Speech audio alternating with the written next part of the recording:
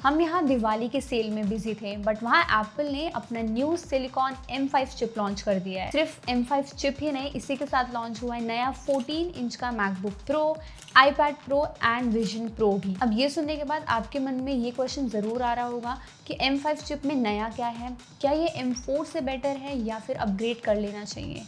सो इन्हीं सभी सवालों के जो जवाब है इस वीडियो में है, तो एंड तक जरूर देखना। एंड हाँ, चैनल पे न्यू हो तो सब्सक्राइब जरूर कर लेना। सो इस M5 चिप का पूरा फोकस जो है वो एक ही चीज पे है, that is AI। Yes, AI is the future and Apple ने इसी को ध्यान में रखते हुए ये न्यू चिप लॉन्च करी है। ये जो M5 चिप है वो M4 वाली टेक्नोलॉजी पर ही बेस्ड है, बट M5 में न्यू ये है कि इसमें N3P टेक्नोलॉजी का यूज किया गया है, which is more advance than N3E process of M4। Simple words में ये जो M5 चिप है वो M4 से ज्यादा पावरफुल है, पावर एफिशिएंट है एंड एडवांस्ड है। अब बात करें अगर हम CPU यानी कि प्रोसेसर की, तो दोनों में हमें 10 कोर CPU मिलते हैं, जिसमें कि 4 परफॉर्मेंस कोर्स हैं एंड 6 एफिशिएंसी कोर्स हैं। बट स्पीड में एप्पल का कहना ये है कि ये M4 की चिप से 15% ज्यादा फास्टर है मल्टी थ्रेडेड टास्क में, which is a huge jump. And single core performance की बात करें तो M5 M4 से 10x फास्टर है एंड M2 से तो इवन 60% फास्टर है। एंड एप्पल ने तो ऑफिशियली ये भी क्लेम करा है कि ये जो M5 चिप है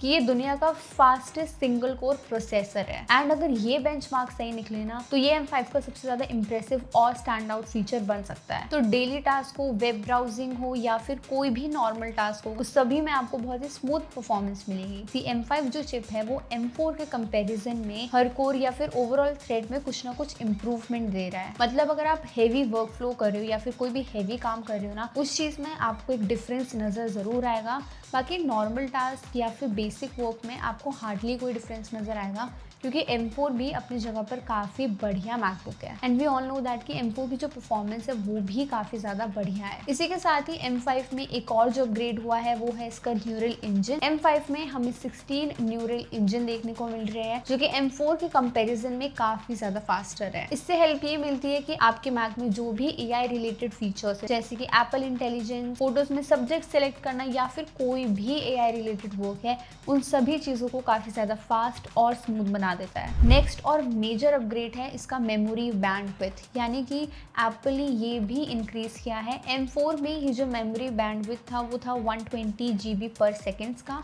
बट M5 में ये बढ़कर के हो गया 153 GB पर सेकेंड्स का। यानी एप्स एंड डेटा जो है वो काफी तेजी से लोड होंगे एंड ये भी कहीं ना कहीं एक मैसिव जंप है परफॉर्मेंस में। लेकिन असली अपग्रेड CPU या फिर न्यूरल इंजन में नहीं है, बल्कि असली गेम चेंजर है इसका GPU। M4 एंड M5 दोनों में ही हमें 10 कोर GPU देखने को मिलते हैं, बट M5 में न्यू ये है कि एप्पल ने पहली बार अपने GPU के हर एक कोर में एक डेडिकेटेड न्यूरल एस्केलेटर दिया है। इसका मतलब ये है कि AI से रिलेटेड वर्क के लिए M5 जो है वो M4 से 4x ज्यादा बेटर है एंड फास्टर है। 3D rendering, AI model training, machine learning या फिर कोई भी कॉम्प्लेक्स वीडियो इफेक्ट्स यूज करने के लिए ये कहीं ना कहीं एक मैसिव अपग्रेड है। एंड अगर हम नॉर्मल ग्राफिक्स परफॉर्मेंस भी देखें, वो भी 30% तक ज्यादा है M4 से। एंड रे ट्रेसिंग जैसी टेक्नोलॉजी भी 45% तक ज्यादा बेटर है M4 के कंपैरिजन में। अब ये M5 जो चिप है वो एप्पल ने ऑफिशियली अनाउंस करा है कि ये इनके न्यू मैकबुक प्रो में मिलेगा, iPad प्रो में एंड न्यू विजन प्रो में देखने को मिलेगा। अब ये जो new MacBook pro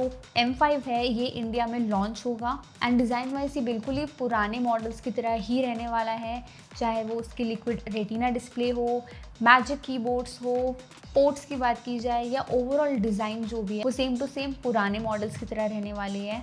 but changes क्या आने वाले हैं इसमें? सबसे पहले SSD जो है वो अपग्रेड हुई है। रीड एंड राइट स्पीड जो है वो 2x फास्टर की गई है, यानी कि अगर आपको डाटा अपलोड करना है, फाइल ट्रांसफर करना है या फिर ओवरऑल परफॉर्मेंस भी 2x फास्टर हो चुकी है। बाकी न्यू मैकबुक में बैटरी लाइफ भी इंक्रीज करके दी गई है, यानी कि एप्पल ये क्लेम कर रहा है कि 24 आवर्स का पूरा बैटरी लाइफ मिलेगी न्यू मैकबुक प्रो M5 में। एंड बाकी M चिप की जो परफॉर्मेंस है उन सभी के बारे में तो मैंने ऑलरेडी आपको बता दिया है। iPad प्रो की अगर हम बात करें तो इसमें भी कुछ चेंजेस हुए हैं। वैसे कोई मेजर चेंज नहीं देखा गया है, बस बेस वेरिएंट जो है वो 6 GB से बढ़कर अब जो न्यू बेस मॉडल आएगा वो होगा 12 GB का। एंड वाईफाई 7, ब्लूटूथ 6 ये भी न्यू अपग्रेड किया गया है। अब आ जाते हैं सबसे इम्पोर्टेंट क्वेश्चन में कि M5 बेटर है या फिर M4, या फिर आपके पास ऑलरेडी M4 है तो क्या अपग्रेड करना एक अच्छी चॉइस होगी या नहीं।